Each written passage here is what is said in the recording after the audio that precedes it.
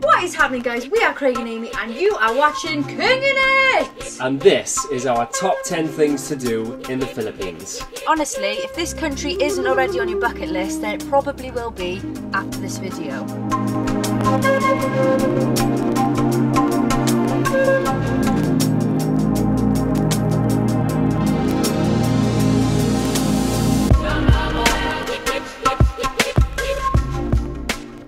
To kick off this glorious free gift of a lifetime from kinging it to yourselves, we suggest you stay on a private island. Say what? When you visit El Nido, it is possible to stay on a private island for the evening. There are a few tour companies that can arrange this for you, and you get dropped off with a tent, some water and some food. In the wild, like a feral child. But we ain't about that life, so we found Brother Island, which is actually an Airbnb from your dreams. Tell them about Brother Island, then, go on. You can walk around the island in about 10 minutes. Shut up. You can rent kayaks. No way. There's like really good snorkeling around there with the best fish you've ever seen in your whole entire world. I like that. Will you shut up? You get your own private chef, and there's actually a place where you can get married on there. That is how special it is. Never gonna happen. I mean, all you have to do is look at this. These scenes were just everyday life. We were waking up on an island in the middle of nowhere.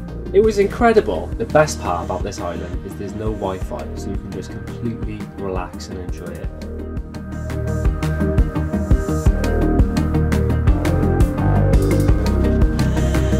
Coming straight to your face next is helmet diving in Boracay. Boracay can be quite touristy, but there's a good reason for it. There's a great nightlife, fire shows and bars lining the beach, boat tours to little islands and stunning sunsets.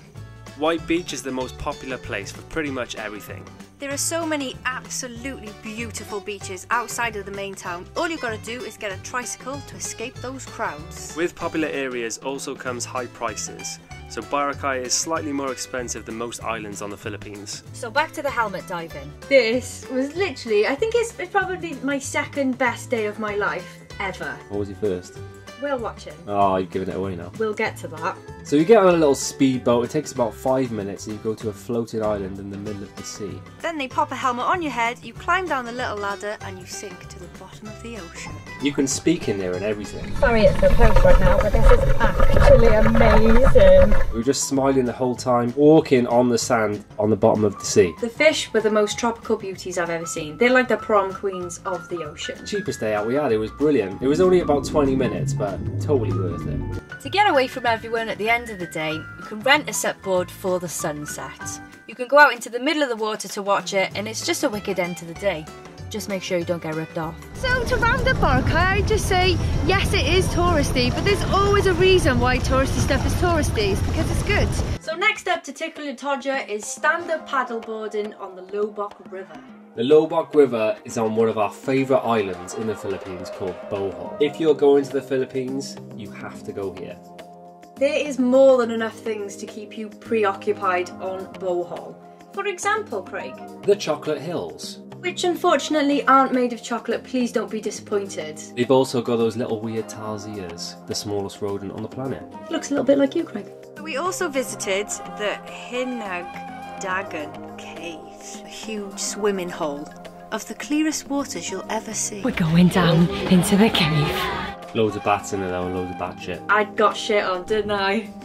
Bohol's also got loads of waterfalls and just awesome things to do, but we'll get to that a bit later.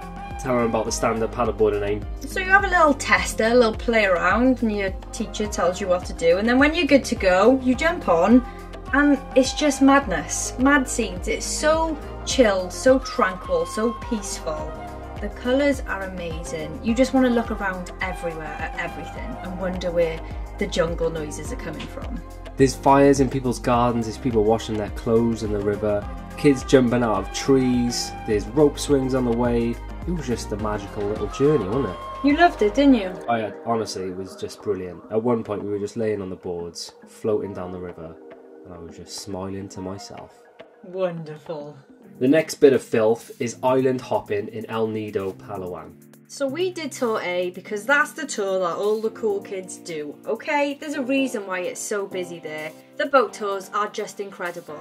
You will be packed into a boat like a sardine, but the visuals you will encounter are next level. We opted for tour A with a kayak, which is very important because if you're not a good swimmer, you're going to drown. Basically it means when you pull up to the big lagoons and the small lagoon, you can get on your kayak and you can see it all instead of just swimming and having a crap time. Sometimes you can't get out of the boats without a kayak because it's too far to swim. What you will experience on this tour will blow your chops off. Electric blue seas, the lagoons are breathtaking, there's cliffs jetting out of the waters, there's little mini beaches and hidden caves. It's just a whirlwind of fun, adventure and happiness for all the family. But seriously, do tour A. So we saw Big Lagoon, Small Lagoon, CEBU Beach, 7 Commando Beach. and that was about it. Top day.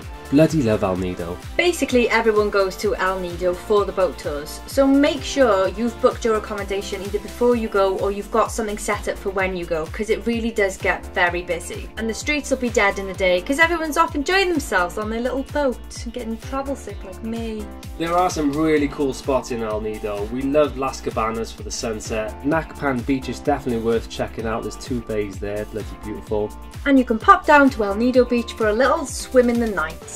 Another brilliant thing we did here was to rent a clear kayak and we paddled to one of the islands with nobody on it. Just a word of advice though, make sure you push your little fin thing down at the back of your kayak so it doesn't take you 3 hours to get there. And ask to rent the kayak for an afternoon so you don't have to rush back. If you've got balls of steel and you don't mind how Asia just skims over the health and safety rules, then the zip line is for you, mate. When you turn up, you're going to be like, no thanks, see you later. But trust in these guys, these Filipino fellas, they'll make you feel safe. They didn't, he literally threw me off. There's a stretcher when you turn up. So you get a little tricycle for like 50p from the main town in El Nido. Go into the zip line. Take about 10 minutes for you to get there, and then there is a little bit of a hike. So if you're like 75 plus, maybe sit this one out. Nice and tight now. No, carry on. When you get to the top, there's a little menu and you choose which way you want to go down. You can either do it as Superman or you can just do it seated. And in the high season, you can actually get a return ticket to go there and back so you don't have to do the trek down the steps. So the zip line itself takes about 45 seconds and it literally is the most amazing little journey that you'll ever go on, I think. So you are ziplining from one island to another. It's absolutely unreal. You'll be higher than the clouds and you can see everything below you and how the waters turn from clear to dark blue. And if you don't quite reach the end, then a little Filipino man will come get you, don't even worry. Splashing in next, canyoneering in CEBU. So the canyoneering is located in South Cebu in a place called Badian. We both nearly died on the back of a motorbike to try and get to the start of the canyoneering, but what a thrill that was to start us off. Hit my bum. There was 3 of us on the motorbike, but that's just how you do it out there. Family, innit? We asked the guide if anybody had died during the canyoneering and he said just one, and then he was brushing it. He was lying. So basically, I'm not that great at thrill sports. Love a thrill sport, me. And the guide assured me that as long as I did the first jump, which you had to do, then I was okay for the rest of it. I didn't have to jump anymore. This is all I heard. Can I do it? It was really high and I was really scared, but he was really good and he talked me into it. So after the first jump, you do a little swim and then you are fully in the canyon that sort of goes through the whole jungle. And the scenes there are next level.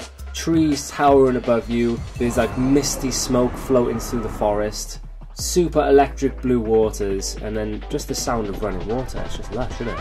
Yeah, it was bloody brilliant, mate. Some of the jumps are quite unnerving, but if you are a thrill seeker, then you're going to love it. The last jump especially is a beast. I was stood on the top and my legs were wobbling. So there was some really cool stop-offs halfway through. There's some ladies cooking some like dodgy looking pork on the side of the cliff. And then there's a rope swing further down that you can just have a little play on, and everyone shouted at me because I nearly didn't let go and smashed myself into the side of the cliff. So when you've completed the canyoneering, you end up at the sensational KAWASAN Falls. Just take a look at this. This is not photoshopped, this is actually the colour of the water. Stayed really close to canyoneering in a place called Ball, which was stunning. We watched the sunset on the beach with the locals who gave us some crisps. We had a swim in the sea and listened to the Filipinos sing their hearts out on the karaoke in the restaurant. Scootering around. Now, some of you people might think this is a bit of a cop-out being in our top 10 things to do, but honestly, the amount of freedom that renting a scooter will give you is amazing. One of the things we always miss about Southeast Asia is being out on a scooter in the countryside, just whizzing about. One of the best days I can remember is driving through Bohol en route to a waterfall, and there was just rice paddies, people waving at us, like lush green trees and fields, just so much fun. Please don't be scared to get a scooter. I mean, you hear all these horror stories about people keeping your passports and stuff. We've never had a problem, and we've travelled a lot and got a lot of scooters. Just make sure you take your time, you know, have a little go before you rent the bike, and take it around his garage or whatever for a bit. Make sure you're comfortable. That's rich coming from you. I may have crashed one once. Just don't ride like Amy and you'll be fine. But honestly, if you've got a scooter, you can go anywhere you want. You can plot little missions on your maps, go to waterfalls, you can stop wherever you want to take photos and film. It's just great, it's so much freedom. And they're pretty cheap too. Appearing on the list next is island hopping in Coron. Okay, so a lot of people ask us, what tour should I do? Should I go to Coron and do a boat tour, or should I stay in El Nido and do a boat tour? Now, unfortunately, we can't answer this for you because we're divided. Coron, baby. Craig likes Coron, I like El Nido. You're just gonna have to do both. However, because Coron's a little bit further away, you have to get like a 5-hour boat trip over. There's not as many tourists, it's not as busy. That's what I loved about it. In El Nido, when you pull up to any of the lagoons, there's about 50 plus boats. In Coron, sometimes we were the only boat in the lagoons, which was just great. And it was just as beautiful, just as blue, just as mountainous, so it's up to you. But I have to admit, I think the best snorkeling was in Coron. So one of the best places was Saiti Pecados Marine Park, which was literally the most amazing snorkeling I've ever seen. I found some pesos, it was brilliant. The colours of the fish, just the colours of the fish and the coral is something to just stay with you for a lifetime. So we did the ultimate tour, which takes you to a place called the Secret Lagoon, which is only accessible via boat when the tide is low. Otherwise you can climb over yourself. But it was bloody gorgeous, like the colours there. I really can't describe it to you, you just have to go yourself. You can jump off stuff as well. Nice input, Craig. There was dogs on one of the islands. Barracuda Lake was a sensation. As soon as you get off the ladders, there's like heaps of people floating about in life jackets. But if you swim away from them, you just be on your own in a crystal clear lake. And if you look up at the mountains and then you look underneath, it like reflects, it's like a mirror. Coron town was really cute. They had loads of shops and street stalls selling everything from bikinis to candy floss. I actually bought 3 swimsuits for 20 pence. Up next on the best list you have ever seen is dolphin and turtle watching in Bohol. You're probably wondering why we said Bohol was one of our favourite islands earlier.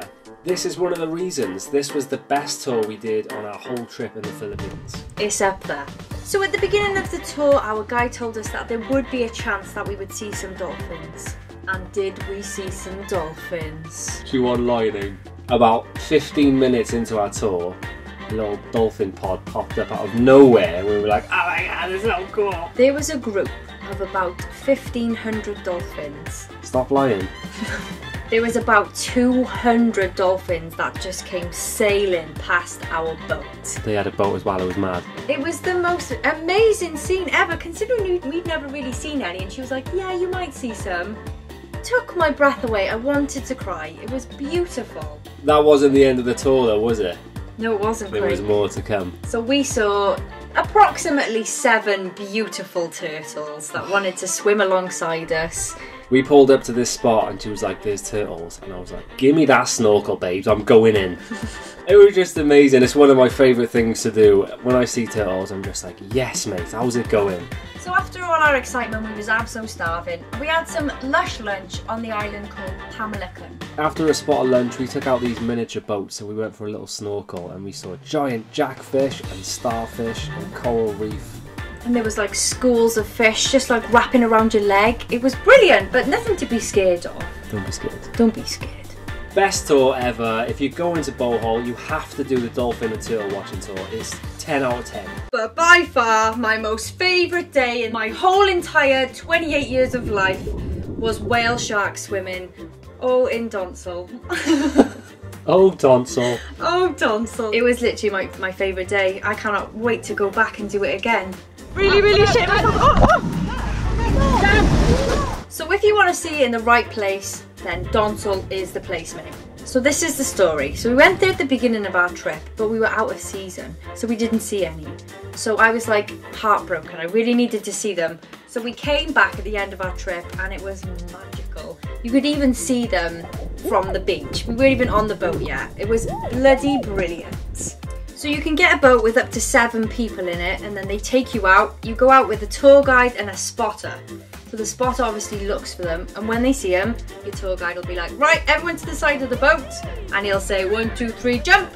And we'll jump in, and honestly, you just look down, and all you can see is this spotted pattern of magnificentness. It is amazing. I can't describe it. You really have to go and do it for yourself, but just the feeling of being so close to something so large in the sea and just casually swimming past you.